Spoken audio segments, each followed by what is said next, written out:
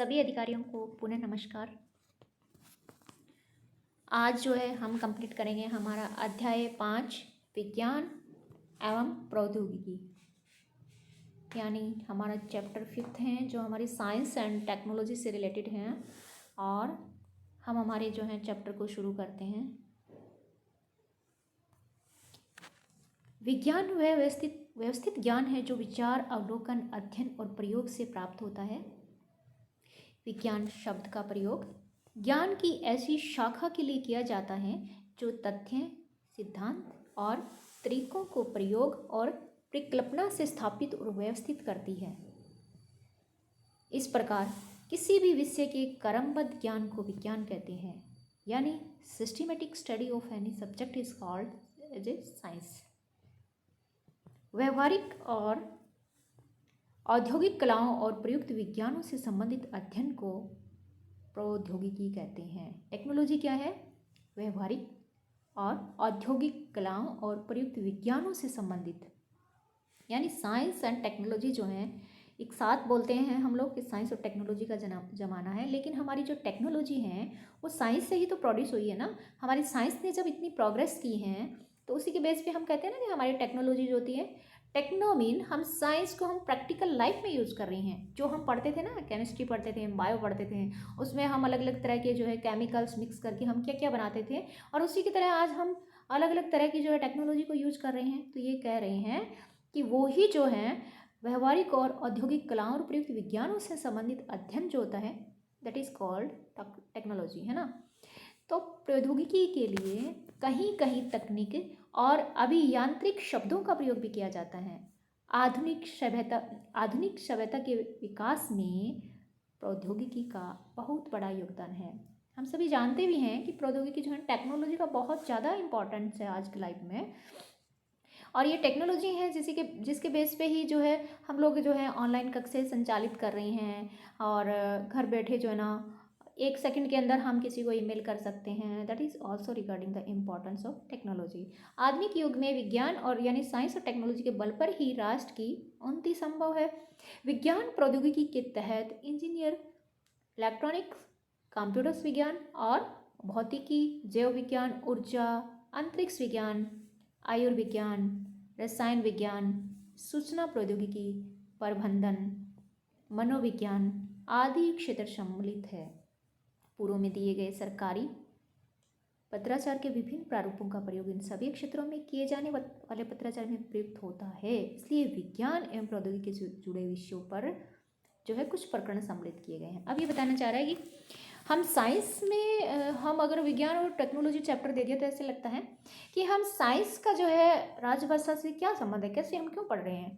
That is not the issue of the science and technology but regarding the official language in Ministry of Science and Technology and their offices, and each and everything related to Ministry of Science can be seen in others ministry also, because कोई भी जो ministry dependent नहीं है उसको दूसरों से पत्राचार या पत्र व्यवहार करना पड़ता है। और इसीलिए जो है यहाँ पे जो है हमें कहा है कि ये साइंस की कुछ शब्दावली होती हैं जो हमें हमारे ऑफिस में कोई लेटर आ जाएगा तो हमें समझना ज़रूरी है, फिर हम उसे वापस रिप्लाई करेंगे तो भी हमें ये सब समझना ज़रूरी है। तो ये दिखा रहे हैं, सबसे पहले हमें दिखाया है नैनो टेक्नोलॉजी। अभी तो सब जो है बहुत परिचित हो गए हैं, लेकिन जैसे जैसे नैनो टेक्नोलॉजी का जो है हमारे जो है देश में विकास हुआ था उस टाइम बहुत ऐसा हो रहा था कि नैनो टेक्नोलॉजी क्या है कैसे हैं। बहुत सारे लेक्चर हुए, सेमिनार हुए, लेकिन अब जो है ये धीरे धीरे जो है एक पुरानी चीज़ हो गई है, हमारे लिए इतना नया नहीं है। लेकिन फिर भी जो है अभी तक जो इतनी जो है प्रोग्रेस इसमें नहीं हुई है जितना होना चाहिए। नैनो तकनीक या नैनो प्रौद्योगिकी व्यवहारिक विज्ञान के क्षेत्र में 1 से 100 नैनोमीटर अर्थात 10 to 9 जो है स्केल में प्रयुक्त और अध्ययन। ये जो हम स्केल होते हैं ना हमारे पास, उसमें हम कह रहा है कि हम दिखाना चाहे तो उसके अंदर जो है 1 से 100 जो नैनोमीटर स्केल में प्रयुक्त और अध्ययन की जाने वाली सभी तकनीकों से संबंधित विज्ञान का समूह है। नैनो यानी सबसे छोटा होता है। नैनो प्रौद्योगिकी द्वारा अणुओं, परमाणुओं या उनसे संबंधित उत्पादों का विस्तृत वर्णन किया जाता है। व्यवहारिक भौतिकी, पदार्थ विज्ञान, अर्धचालक भौतिकी, विशाल जो है अणुकणिका, रसायन शास्त्र, रोबोटिक्स भी हम देखते हैं, रासायनिक अभियांत्रिक, वैद्युत अभियांत्रिकी आदि क्षेत्रों में नैनो टेक्नोलॉजी का प्रयोग किया जा रहा है। नैनो तकनीक में दो प्रमुख जो हैं पद्धतियों को अपनाया गया है। पहली है आणविक घटकों से पदार्थ और उपकरण बनाए जाते हैं। आणविक घटकों से पदार्थ और उपकरण बनाए जाते हैं, यानी हम एटम बम देखते हैं अलग अलग चीज़ों से। सेकंड क्या है, नैनो वस्तुओं का निर्माण भी किया जाता है। नैनो कार आई थी ना, कि नैनो गाड़ी आ गई है, ऐसे आ गई है, तो इस टाइप से जो है अभी भी चल रही है नैनो कार टाटा की। तो वस्तुएं भी बनाई जाती हैं और एटम जो हमारे परमाणु वगैरह होते हैं वो भी बनाए जाते हैं। तो दो तरह से हम नैनो टेक्नोलॉजी का जो है प्रयोग देख सकते हैं। और अभी तो बहुत सारी चीज़ों के अंदर जो है नैनो टेक्नोलॉजी का प्रयोग हो रहा है, और भी आगे जो है ये प्रोग्रेस करेगी। इसमें कुछ शब्दावली हैं जिसे हम देखते हैं। सहायक शब्दावली देखिए, विशेषज्ञ वैज्ञानिक, एक्सपर्ट जो है साइंटिस्ट इसके अंदर होते हैं। आयात इम्पोर्ट, एटम जो होता है परमाणु। परिकल्पना हाइपोथेसिस, ये हम पीएचडी में यूज़ करते हैं, लेकिन साइंस में भी यूज होती हैं। प्रयोगशाला होती हैं लैबोरेटरी। व्यवहारिक भौतिकी, अप्लाइड फिजिक्स, जैव नैनो, बायो नैनो, अनुरक्षण मेंटेनेंस, अर्धचालक भौतिकी, सेमीकंडक्टर फिजिक्स होती हैं। केमिकल, रासायनिक, इंजीनियरिंग, अभियांत्रिक, ज्ञान भंडार होता है। नॉलेज हमारा रिपोजिटरी।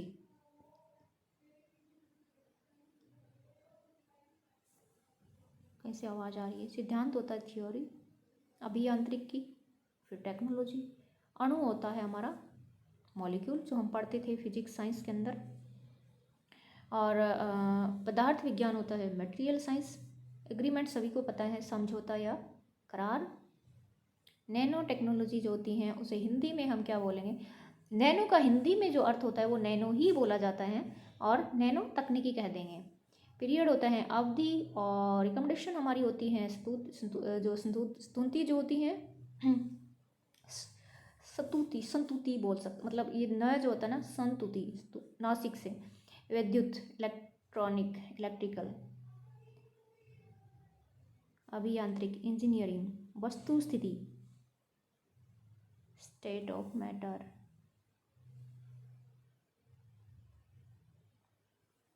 ये वस्तु स्थिति जो स्टेट ऑफ मैटर लिखा है, that should be subject of matter. उपकरण होता है टूल, इक्विपमेंट और इंस्ट्रूमेंट्स होते हैं। आणविक घटक होते हैं, मॉलिक्यूलर कंपोनेंट्स होते हैं। ये जो हमारी संस्तुति जो है, ये संस्तुति जो है, इसके अंदर क्या होता है, दो तरह से प्रयोग की जाती है। एक हम किसी की स्तुति करते हैं, जैसे हम स्तुति डायरेक्ट बोलते हैं, पर एक होता है रिकमेंडेशन वाली। तो यहाँ जो है ये रिकमेंडेशन वाली है।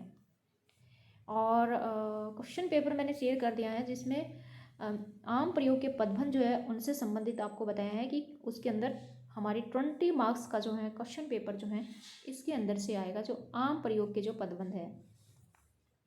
कैसे आएगा, पेपर 1 के अंदर हमें हिंदी के अंदर कुछ दिया हुआ है, इंग्लिश में लिखना है।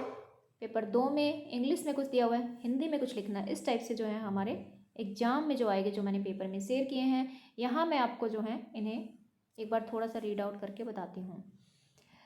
सम इंस्ट्रक्शन में भी इम्पॉर्टेंट, कुछ उपकरण जो हैं आयात किए जा सकते हैं। लैबोरेटरी बेस्ड ऑन, इस टाइप के भी आएंगे एग्जाम, जैसे डैश दे दिया एग्जाम में आएंगे। लैबोरेटरी बेस्ड ऑन, चेन्नई में तकनीकी पर आधारित जो है एक प्रयोगशाला की जो है स्थापित की जा सकती हैं। चेन्नई में तकनीक पर आधारित एक प्रयोगशाला स्थापित की जा सकती है। इसकी इंग्लिश देखिए, लैबोरेटरी बेस्ड ऑन, कोई भी सब्जेक्ट लीजिए, टेक्निक में बी इस्टेब्लिश्ड इन चेन्नई, है ना, उसकी इंग्लिश वहाँ जो है हिंदी दूसरी साइड में जो है दिया हुआ हमने पढ़ा। फिर से हम हिंदी देखते हैं। डेस, कंपनी से विशेषज्ञ वैज्ञानिकों की टीम को बुलाया जाए। A team of expert scientist में बी इन्वाइटेड फ्रॉम दैट या डैश डैश कंपनी। ये तो हम कर देंगे ट्रांसलेट, लेकिन बैंकिंग वाली शब्दावली देखना, उसमें थोड़ा सा टफ लग रहा है।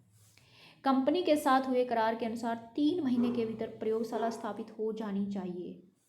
तो कहते हैं एज पर द एग्रीमेंट जो है इंटरेस्टेड विद द जो है company, the laboratory is to be established within 3 months। ठीक है, ये भी आसान तरीके से जैसे हम इंग्लिश में ट्रांसलेट करते हैं उसी टाइप से यहाँ दिया है। एज पर द एग्रीमेंट जो है interested with the companies the laboratories to be establish within 3 months। उपकरणों के अनुरक्षण की जिम्मेदारी डैश कंपनी की होगी। Dash company will be responsible for the maintenance of the instruments. ये शब्दावली आसान है। बैंक वाली जो है ना वो ट्रांसलेशन के लिए जो एग्ज़ाम में काफ़ी जो है थोड़ी सी इससे टफ है और आती भी वही ज़्यादा है। अब यहाँ जो है हमें एक प्रस्ताव दिया है, यानी हमें ये कुछ सिचुएशन है हमारे सामने, ये कुछ ऐसी चीज़ है जिसके बारे में हमें सोचना है। पहले सोचते हैं, देखो पढ़ते हैं। नैनो टेक्नोलॉजी के कुछ उपकरण जापान की चाइब कंपनी से, कोई कंपनी का नाम है, 15 दिन पूर्व जो है आयात जो है किए गए हैं, इम्पोर्ट किए गए हैं। भारत के चेन्नई शहर में इन उपकरणों को स्थापित कर जेओएम नैनो तकनीक पर आधारित एक प्रयोगशाला स्थापित की जानी है। इसके लिए चाइबा कंपनी से विशेषज्ञ वैज्ञानिकों की टीम को बुलाया जाना है। कंपनी के साथ हुए करार के अनुसार इन उपकरणों की खरीद के 3 महीने के भीतर प्रयोगशाला स्थापित हो जानी चाहिए, क्योंकि 3 महीने तक उपकरणों के रखरखाव की जिम्मेदारी चाइबा कंपनी की है। 3 महीने की अवधि समाप्त होने के बाद यदि उपकरणों को स्थापित किया जाता है और कोई उपकरण ठीक से काम नहीं करता तो इसकी जिम्मेदारी जो है चाइबा कंपनी की नहीं होगी। क्या बताया है?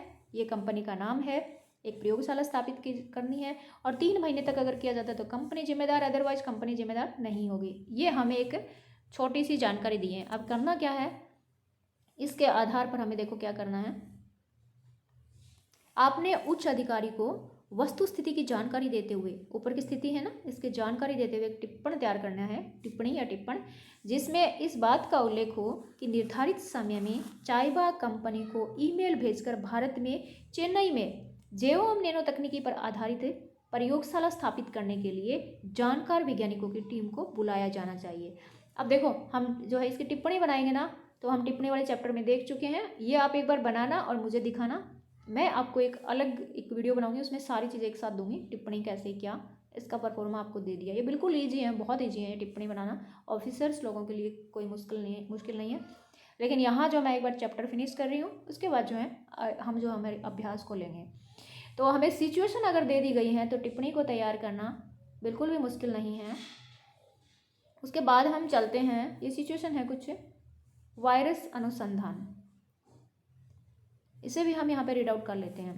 वायरस सबको पता है, जैसे कोरोना वायरस आया पूरे देश में फैला, इसी तरह जो है उसके अनुसंधान के लिए भी उसकी रिसर्च हुई, फिर जो है कोविड की मेडिसिन बनी है ना, फर्स्ट डोज, सेकंड डोज और बूस्टर डोज। इसी तरह जो है वायरस अनुसंधान के बारे में बताया है कि जो बड़ी बड़ी लैबोरेटरी जो होती है ना उसके अंदर अनुसंधान किया जाता है। तो वहाँ भी जो है ना ये नहीं है कि एक दिन में कोई काम हो जाता है, उनके लिए भी पत्राचार जो है, पत्र व्यवहार करना आवश्यक होता है।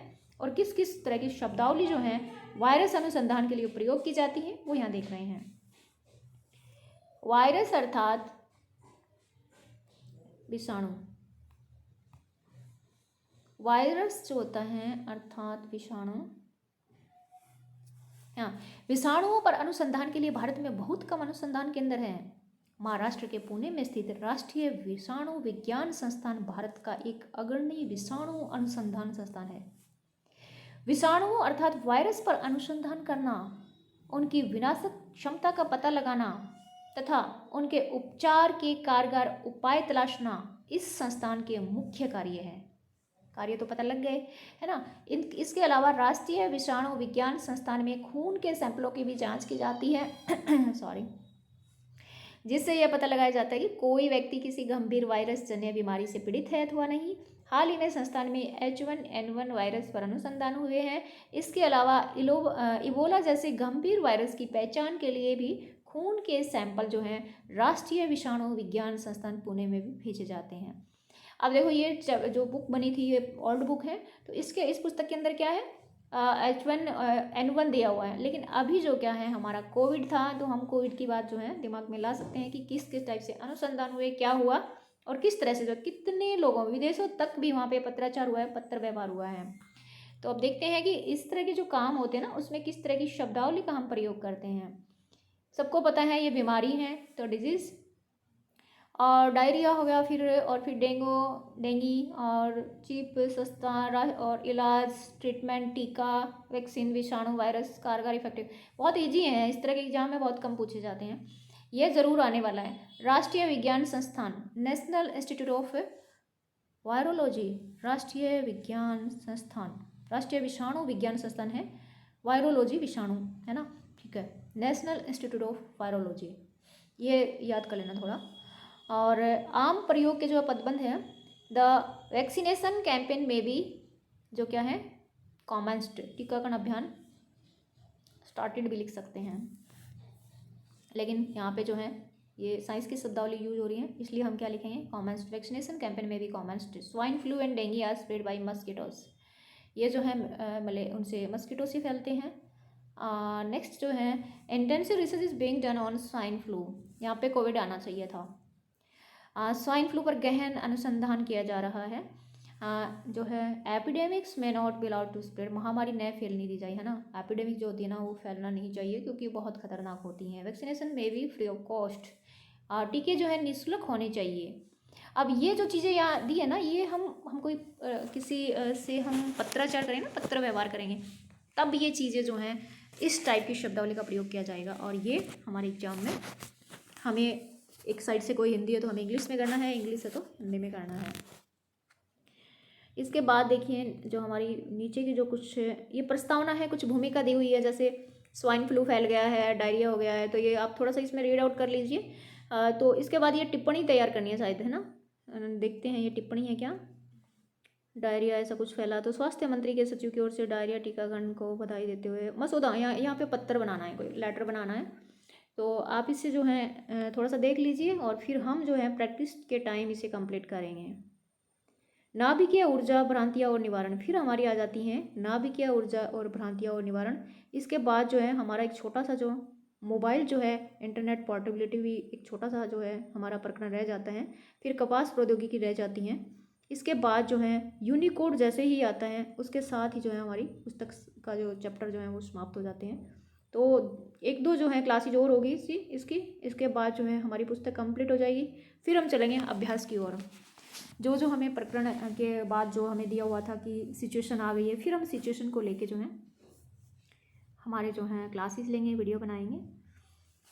आज की जो है इस कक्षा को मैं यहीं पे विराम करती हूँ। और कक्षा क्या, इस वीडियो को जो है एज ए कक्षा ही है, लेकिन कक्षा जो होती है वो इतना है कि काफ़ी लंबी चलती हैं। वीडियो बनाते बनाते मेरी ये शायद, हाँ, 1 डे में 4th वीडियो है, तो क्योंकि 2 डेज़ मिलते हैं, सैटरडे संडे। आशा करती हूँ कि जो बताया वो आपको समझ आया होगा। फिर भी अगर आपका कोई सवाल है तो आप कमेंट बॉक्स में लिख सकते हैं, और कमेंट्स बॉक्स का रिप्लाई मिले या नहीं मिले आप मुझे पर्सनली व्हाट्सअप कर सकते हैं। और क्लास में प्लीज़ आप जुड़िए, क्योंकि इसमें जो बताया जा रहा है उससे ज़्यादा जो है क्लास में जो है ऐसा है कि कन्वर्सेशन होता है, कुछ पूछते हैं, कुछ बताते हैं, थोड़ा सा इंटरेस्ट पैदा होता है। बाकी आप वीडियो देख सकते हैं, क्योंकि जितना जैसा यहाँ पे बताया जा रहा है कक्षा में जो है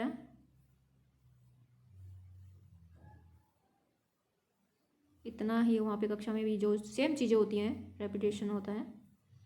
तो आप जैसा चाहे वहाँ से ज्वाइन कर सकते हैं। चलो, हाँ, वीडियो अच्छा लगा तो लाइक कर देना, और जो कक्षा में नहीं आ रहे हैं, जो क्लास नहीं ले रहे हैं, प्लीज़ उन्हें शेयर भी कर देना, क्योंकि एग्ज़ाम में उनके मार्क्स अच्छे आ जाएँ। और क्लास में जुड़ के आप जो है अपनी अटेंडेंस जो है वहाँ पे प्रेजेंट कर दीजिए। अदरवाइज़ जो है मैं आपकी अटेंडेंस में तो कुछ नहीं कर सकती ना, क्योंकि ऑनलाइन क्लासेज है, वहाँ पे आपकी स्क्रीनशॉट देखी जाएगी, मैं वहाँ से स्क्रीनशॉट ले लेती हूँ।